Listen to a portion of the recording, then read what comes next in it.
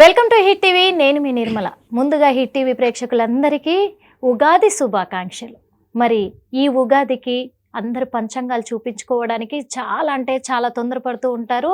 మరి ఈ సంవత్సరం అంతా కూడా మాకు ఎలా ఉండబోతుంది అని చెప్పేసి కూడా చాలామంది ఎదురు చూస్తున్నారు.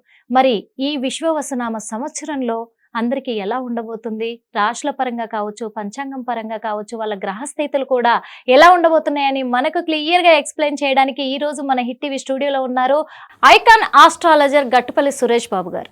మరి అందరి రాశుల గురించి, వాళ్ళ జాతకాల గురించి, ఎలా ఉండబోతున్నారు అనే దాని గురించి అడిగి తెలుసుకునే ప్రయత్నం చేద్దాం. నమస్తే గురుగారు. జై శ్రీమన్నారాయణ. గురుగారు, మరి తదుపరి రాశి సింహరాశి. సింహరాశి వాళ్ళు ఎప్పుడు కూడా మాకు తిరుగులేదు అని చెప్పేసి ఒక ఇదిలో ఉండిపోయారు. మరి ఈ సంవత్సరము విశ్వవసునామ సంవత్సరంలో ఆ సింహరాశి వాళ్ళు అలాగే ఉండబోతుందా? ఆ రాశి గ్రహస్థితులు ఎలా ఉండబోతున్నాయి అంటారు? అయితే ముందుగా అందరికీ విశ్వవసునామ సంవత్సర శుభాకాంక్షలు. మీకు అలానే ఉగాది శుభాకాంక్షలు మీకు కూడా గురుగారు, మీ ఛానల్ వారికి, అలానే ప్రేక్షకులకు కూడా. అయితే ముఖ్యంగా మనకి ఒక చిన్న సంఘటన, చాలా మంది ఇంటర్వ్యూస్ కొంతవరకు నేను చూశాను. ఒకరు ఏంటంటే విశ్వవసునామ సంవత్సరం అంటే ఏంటి, ఓకే అంటే ఆ ఆన్సర్ ఏంటంటే ప్రతి సంవత్సరం ఒక పేరు ఉంటుంది, ఆ సంవత్సరంలో ఆ పేరు ఉంటుంది. అలానే విశ్వవసునామ సంవత్సరం కూడా ఒక పేరు. యాక్చువల్లీ ప్రతి సంవత్సరంలో పేరున్నట్టే ఈ సంవత్సరం కూడా పేరు ఉంటుంది, కానీ దానికి ఒక మీనింగ్ ఉంటుంది. పంచాంగం చూస్తే రాదు మీనింగ్, అది తెలుసుకుంటేనో లేకపోతే మన పురాణాలు చదివితేనో దాని మీనింగ్ తెలుస్తుంది. ప్రతి సంవత్సరానికి పేరు వస్తుంది, ఆ పేరు తగ్గట్టుగానే సంవత్సరం మొత్తం ఉంటుంది. ఇది పక్క. ఎందుకంటే ఇప్పుడు విశ్వవసునామ సంవత్సరం ఇది ఏ రాశి కింద వస్తుంది, ముందుగా ఏ రాశి కింద వస్తుంది, ఆ రాశి యొక్క స్థితిగతులు ఎలా ఉన్నాయి, దాని ప్రకారంగానే అన్ని రాశుల వారికి ముడిపడి ఉంది. కరెక్ట్. అంటే ఒక చిన్న గమనిక, మన ఇంట్లో ఒక 10 మంది ఉంటారు, కానీ ఆ ఇంట్లో ఒక పెద్ద ఆయన ఉంటాడు. అవును. ఆ పెద్ద ఆయన జాతకం బాగుంటే, సంపాదించేవారి జాతకం బాగుంటే ఆటోమేటిక్గా అందరిది బాగుంటుంది. ఇప్పుడు మా తాతగారు మా ముత్తాతగారు ఒక 100 ఎకరాల పొలం ఇచ్చేసేలారంటే కోకాపేటలో, ఈ రోజు ఒక్కొక్కటి 100 కోట్లు ఏమో సంథింగ్ నడుస్తుంది. కాబట్టి ఇక వాడి తరతరాలు ఒక 10 తరాలు ఏమీ చేసే అవసరం లేదు, వాడి జాతకం చూపించుకునే పని లేదు. వాడు అదృష్టం బాగాలేకపోతున్నా, ఆరోగ్యం బాగాలేకపోతున్నా హాస్పిటల్కి వెళ్ళాలి తప్పితే జాతకం అవసరంలా కదా.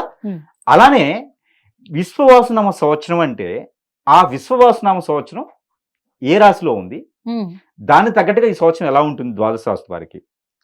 దీనికి ఒకటి. రెండోది, ప్రతి సంవత్సరం వచ్చేటువంటి పేర్లు, నారదుల వారు ఎవరైతే ఉన్నారో ఆ నారదుల వారికి 60 మంది సంతానం. ఆ సంతానానికి అప్పట్లో ఆయన రాజ్యాలు ఇచ్చేవారు. మనకి ఒక సంవత్సరం పాటు అంటే వాళ్ళకు ఒక రోజు, దేవాది దేవుళ్ళకి మన సంవత్సరం 365 రోజులు ఏదైతే ఉందో ఈ 365 రోజులు ఒక రోజుతో సమానం.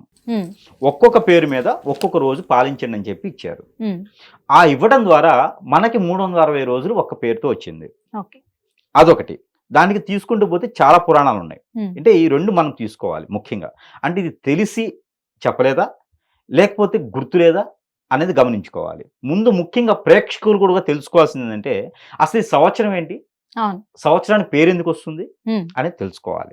ఆ తర్వాతనే మనం ఇది ఇప్పుడు నాకు తెలిసిన వివరణ అయితే ప్రస్తుతానికి ఇచ్చాను. దీని గురించి మరొక వీడియోలో చూద్దాం. అయితే ముఖ్యంగా వీరికి మీరు అన్నట్టుగానే సింహరాశి వారికి అదృష్టం ఉంటుంది, మాకు మించిన వాళ్ళు లేరు, మేము ఏదైనా సాధిస్తాము అని అంటుంటారు. ఖచ్చితంగా మీరు అన్నది మీరు చూసి చెప్పారా తెలిసి చెప్పారా, కానీ విశ్వవసునామ సంవత్సరంలో సింహరాశి వారికి కూడా పంజాలానే ఉంది. పంజా అంటే పవన్ కళ్యాణ్ నటించినటువంటి పంజా కాదు. పంజా అంటే సింహానికి ఆ పులికి ఉండేటువంటి పంజా ఎలా ఉందో అలానే ఉంది వీరికి కూడా. చాలా బాగుంది. ఆదాయం వచ్చేసి 11, వ్యాయం 11, రాజ్యపూజ్యం 3, అవమానం 6. కాకపోతే ఇవేంటంటే గణిత శాస్త్ర ప్రకారంగా వాటి యొక్క ఈ సంవత్సరంలో పరిగణించేటువంటి గ్రహాలు ఏవైతే వారికి ఉన్నాయో ఆ స్థితిగతుల ప్రకారంగా వర్ణించినవి ఇవి. అయితే వీరికి ఆదాయ వనరులు అలానే వ్యాయు వనరులు కూడా అనుకూలంగా ఉన్నాయి. అంటే ఒక దగ్గర దేహాన్ని అప్పు తీసుకొచ్చే పరిస్థితులు ఏర్పడవు. వీరికి వీరిగా సంపాదించుకుంటారు, వీరికి వీరిగా ఖర్చు పెట్టుకుంటారు. ఆ ఖర్చు కూడా పెట్టితే ఉపయోగించేదానికి పెడతారు. ఇప్పుడు ఎక్కడైనా ఒక డబ్బులు పెట్టేసి ఇన్సూరెన్స్ తీసుకున్నారు అనుకోండి, ఆ ఇన్సూరెన్స్ ఎప్పటికైనా పనికొస్తుంది. అవును. ఇంకొకటి ఏదైనా ఇంటి అవసరాల కోసం వాడారంటే అది ఎప్పుడైనా పనికొస్తుంది. ఈ రోజు వేస్ట్ ఖర్చులో కనిపించినా రేపటి రోజున అది వృద్ధి అయ్యేటువంటి దానికో ఉపయోగించేదానికో పనిచేస్తుంది. సింహరాశి వారికి ఈ సంవత్సరం మొత్తం అలానే ఉంది. ముందు ఆలోచన, చైతన్యం అన్ని రకాలు బాగుంది. ఎప్పుడో ఎక్కడో మర్చిపోయి ₹10 పెట్టి ఆస్తులు కొనేస్తారు, వాటికి వాల్యూస్ వస్తాయి. ఎక్కడో బంగారం కొనేసి వదిలేస్తారు, వాటికి వాల్యూస్ వస్తాయి. ఎక్కడో ఉంచుకోండి అని చెప్పేసి ఇల్లు వాకిలు దానం చేస్తారు, వాటికి వాల్యూస్ వస్తాయి. మళ్ళీ అవన్నీ వీరికి వస్తాయి, వీరి దగ్గరికి వస్తాయి, మళ్ళీ తిరిగి ఖచ్చితంగా వస్తాయి. ఏదో ఒక రూపాన్ని వీరికి ఎక్కడైతే ఎవరికైతే దానం చేస్తారో, దానం కాదు ప్రేమతో ఇచ్చారో అవన్నీ కూడా తిరిగి వస్తాయి. అది ఈ సంవత్సరం సింహరాశి వారికి. చాలా మంది చెప్తారు శని భగవానుడు కుంభరాశి నుంచి మీనరాశికి వెళ్ళడం ద్వారా అష్టమ శని, అర్ధాష్టమ శని సింహరాశి వారికి వస్తుంది, దాని ద్వారా ఇబ్బంది పడతారని చెప్తారు. చాలా మంది అయితే ఉండొచ్చు, కానీ ఆ ఒక శని భగవాన్ ఒక్కరినే మనం చూడకూడదు. వీరి యొక్క అంతర్దశ దశలు, వీరి యొక్క గోచారంలో ఏ స్థానంలో ఉన్నారు ఇది చూసుకోవాలి ముఖ్యంగా. రెండోది వచ్చి వీరికి వేరే ఒక గ్రహం బలం శుభంగా ఉందా అది కూడా చూసుకోవాలి. విశ్వవసన సంవత్సరమే ఈ సంవత్సరం మొత్తం వీరికి కలిసి వస్తుంది. విశ్వవసనామ సంవత్సరం మొత్తం కూడా కుంభరాశిలో ఏర్పడుతుంది. కుంభరాశిలో ఏర్పడే విశ్వవసనామ సంవత్సరం ఈ యొక్క సింహరాశి వారికి కలిసి వస్తుంది. అశుభంగా ఉన్నటువంటి ఏదైతే శని భగవానుడు ఉన్నారో, శుభంగా ఉన్నటువంటి గురువు ఉన్నాడు, అలానే శుక్రుడు ఉన్నాడు, అలానే రవి భగవానుడు ఉన్నాడు. వీళ్ళు ముగ్గురు కూడా శుభ దృష్టితో ఉన్నారు. శని దృష్టి ఉన్నప్పటికీ వీరికి కలిసి వస్తుంది. అప్పుడు ఈ సింహరాశి వారు కూడా బాధపడే అవసరం లేదు. కాకపోతే వీరికి కొత్తగా వర్ణాలు ఏమైనా ఉంటే, వనరులు ఏమైనా ఉంటే వాటికి కొంచెం టైం తీసుకుని చేస్తే సరిపోతుంది. ఒకేసారి వచ్చింది కదా అని మొదలు పెట్టకుండా సమయం తీసుకోవాలి. ఆ సమయం ఎప్పుడు వరకు అంటే 2025 సంవత్సరం సెప్టెంబర్, అక్టోబర్, నవంబర్, డిసెంబర్ ఈ మాసాల్లో వీరు కొత్తగా ఏదైనా వ్యాపారం మొదలు పెట్టాలన్నా, విదేశానికైనా, ఏదైనా డాక్టర్ చదివేసి హాస్పిటల్ పెట్టాలన్నా, మెడికల్ సంబంధించిన ఫీల్డ్ అయినా, పొలిటీషియన్స్ గా వెళ్ళాలన్నా, పొలిటీషియన్స్ గా రాణించాలన్నా, సినీ రంగాలకు వెళ్ళాలన్నా, ఏదైనా గ్రూప్ 1, గ్రూప్ 2, గ్రూప్ 3 పరీక్షల్లో ఉత్తీర్ణులు అవ్వాలన్నా కూడా, ఆ పరీక్షలు రాసి జాబ్ కోసం ఎదురు చూసాలన్నా కూడా వీరికి 4 మాసాల్లో చాలా అనుకూలంగా ఉంది. ఎవరైనా గృహ శోభ, ఇల్లు వాకిలి కావాలనుకుంటారు, ఎవరైనా కోరికలు ఉంటాయి, ఆ కోరికలు నెరవేరాలంటే వచ్చేటువంటి సంవత్సరం జనవరి, ఫిబ్రవరి, మార్చి ఈ 3 నెలల లోపు వీరికి ఖచ్చితంగా గృహం అనేది ఏర్పడుతుంది. వీరికి గోచారం ఎలా ఉన్నా సరే గృహం లేని వారికి ఖచ్చితంగా గృహం ఏర్పడుతుంది. 2026 సంవత్సరం ఇది ఖచ్చితంగా రాసి పెట్టుకోవచ్చు. సింహరాశి వారు చాలా అనుకూలంగా ఉంది. ఎవరో పోతూ ఎవరైనా డబ్బులు ఇస్తారు, కానీ వీరికి ఇల్లు ఇచ్చిపోతారు. గురువు గారు చెప్పారు కదా అలా పని లేకుండా కూర్చోవద్దు, ప్రయత్నం చేయండి. చేస్తే ఖచ్చితంగా వీరికి రాణించడానికి అవకాశం ఉంది. మీరు చెప్పే మాటలు విన్నాక ఖచ్చితంగా ప్రయత్నం చేస్తారు, 100% చేస్తారు. ఎవరైనా పూర్వంలో ఇచ్చిన ఆస్తులు ఇప్పుడు మళ్ళీ తిరిగి రాబోతున్నాయి మనకు అనుకున్నా, లేదా సొంత ఇల్లే అంటే సొంత ఇంటి నిజం అవుతుందంటే ఎవరైనా ప్రయత్నం చేస్తారు. ఖాళీగా ఎవరు కూర్చోరు. గురువు గ్రహాల సౌలభ్యం వీరికి చాలా అనుకూలంగా ఉంది, కావున వీరికి అన్ని రకాల బాగుంటుంది. అయితే వీరికి నరదిష్టి నరఘోష కూడా ఎక్కువగా ఉంటుంది, ఎందుకంటే సంపాదించే వాళ్ళ మీద కన్ను ఉంటుంది, నరదిష్టి నర ప్రభావం కూడా ఎక్కువ ఉంది. అయితే ఇంకోటి ఉంది సింహరాశి వారికి, ఇది కొంచెం బ్యాడ్ అని చెప్పొచ్చు. అంటే చైతన్యం రావచ్చు వీరికి, ఏదైనా హిప్నాటిజం, బ్లాక్ మ్యాజిక్ జరిగేటువంటి ఆస్కారం కూడా కనపడుతుంది. అది ఎప్పుడు?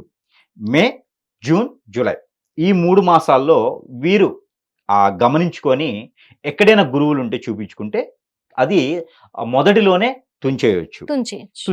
అది వీరు గమనించుకుంటే సరిపోతుంది. ఎందుకంటే వీరి మీద ఏర్చే వాళ్ళు ఏమవుతుందంటే ముందు మాటలతో, ఆ తర్వాత నరఘోషతో, నోటితో, ఆ తర్వాత చేతలతో అన్ని అయిపోయిన తర్వాత ఇంకేం చేస్తారంటే ఇంకా ఎదుగుతున్నారా బాబు అని ఇలాంటి చేపిస్తారు. అలాంటి ఇబ్బందులు పడేటువంటి ఆస్కారం ఉంది. కాబట్టి ఇందులో భయపడే అవసరం లేదు. ఏదైనా దైవారాధనలో ఉండటం, లేదా ఏదైనా మంచి గురువు గారిని కలవడం చేస్తే సరిపోతుంది. ఇవి చేసుకుంటూ అన్ని రంగాల్లో ముందుకు రావడానికి కూడా చిన్న చిన్న పరిహారాలు చేసుకుంటే వీరికి చాలా అనుకూలంగా ఉంది. వాటికి సంబంధించిన పరిహారాలు ఏంటంటే, వీరు ప్రతి వారం కూడా గురువారం లేదా శనివారం, లేదు కుదరదంటే ఆదివారం కూడా వీరు చేయొచ్చు. వీరు చేయాల్సింది ఏంటంటే సజ్జలు ఒక 1/4 కిలో వీరు ప్రతి మాసంలో కూడా ఒక వారం చేయాలి ఖచ్చితంగా. చేస్తే వీరికి ఎదుగుదలలో వీరికి ఆటంకం లేకుండా, విఘ్నాలు లేకుండా ముందడుగు వేస్తారు. పెళ్లి సంబంధాలు కుదరాలి అనుకుంటే కనుక వీరు ఖచ్చితంగా జీడిపప్పు ఉంటాయి.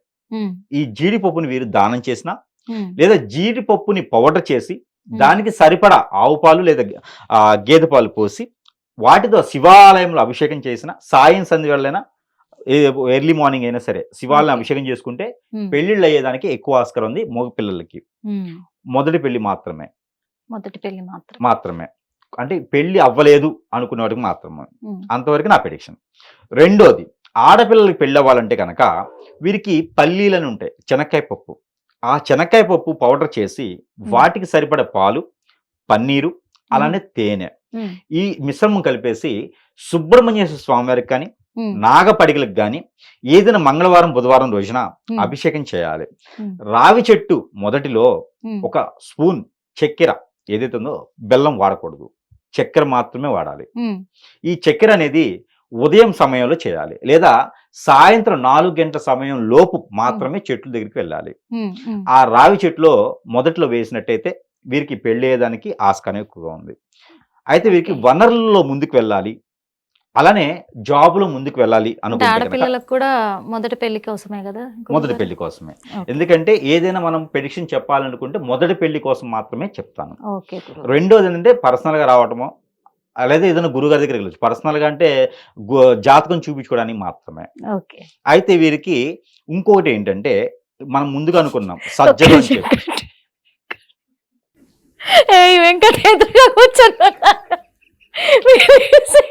మీరేసే ప్రతి డైలాగ్ అక్కడి నుంచి రెస్పాండ్ వస్తుంది, నాకు అదే కంట్లో పడుతుంది. ఆపుకుంటున్నారు, చాలా కంట్రోల్ చేసుకుంటున్నా, నవ్వకూడదు అని చెప్పేసి నేను చాలా కంట్రోల్ అక్కడ ఊగి ఊగి ఊగి నవ్వుతున్నా. నేను అంటే కామెంట్స్